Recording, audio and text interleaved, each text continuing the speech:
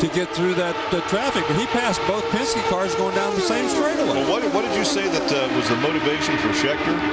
That could be the motivation for Franchitti. Yeah, that mad thing might be going on for both of them right now. So Franchitti lost a ton of positions. We have a yellow. One of the Penske cars in the wall. Now, Castroneves has been involved in 3 or 4 crashes this year. Oh, 2 cars involved. It looks like let's wait and call the other before we're sure. It's a dark car. It is Elio. It's Castroneves in 1 in the 3 car, but it looks like Vito Meira in the number 4 car. Yeah, we'll. Okay, it is. Yeah. Wow. Vito Meira. So second. Look at that. Here's first and second from last season, and they're going to have a little conversation down here. Castroneves is not happy. Vito Meira is not happy. What are you doing to me? Why'd you do that? I didn't do that. Well, yes. Well, you know, he was really pretty calm. We didn't see what happened there, but I'm sure he wanted to do a lot more, and he's obviously. He said, "Leave me alone." Yeah, he's had a tough season. He said, "What? I don't think I've ever seen this many Penske cars crash in one season." I have not seen Elio. I bet Elio Castroneves has not crashed this many times in his total IndyCar career as he's crashed this year. I mean, a lot of them not his fault, but certainly. Well, he got caught up in Texas in a crash. When in Iowa, he got caught up in a crash. His wing broke at Milwaukee. Yeah. He crashed at Watkins Glen. He's crashed, 5 crashes this year? Yeah, but Watkins Glen was pretty much his fault. But the rest of them, I'd have to say, were just, things that happened. But, and again, he's extremely upset. You don't see this guy upset very often, but he's upset right now.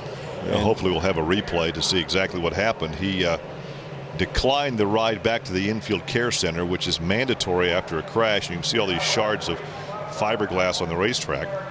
Yeah, they're trying to clear a path so that drivers and cars can get through without puncturing a tire. But very, very upset. And I bet he's not talking to himself in English right now. I bet he's talking all kinds of Portuguese things. It may be broken English and Portuguese together.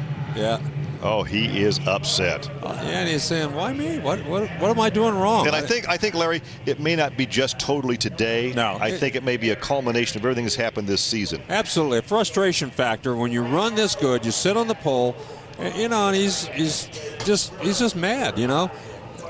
Thanks. He's still talking to somebody. Look at this. There isn't anybody within 100 feet of him. It's not funny, but yet it is funny because Elio. And probably in a few weeks he'll look back at this piece of video and he'll laugh himself. A very passionate guy, though. I mean, you gotta love his passion. Let's see let's see what happens. See what happens as it going down. Wow.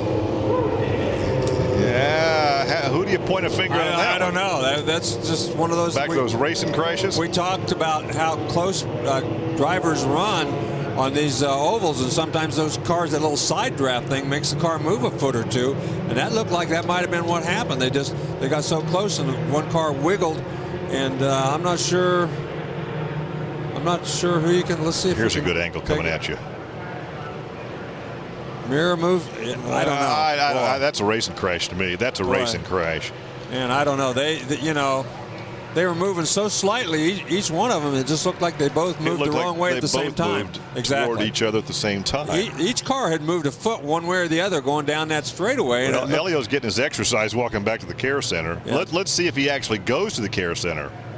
Let's see if we can take another look at it. There's not a very good angle here, as good as the other angle straight on. Well, here it comes at you. Here it comes. You see, they're both going pretty much straight. They move a little close, then they move away from each other, and then they just move close enough. Together.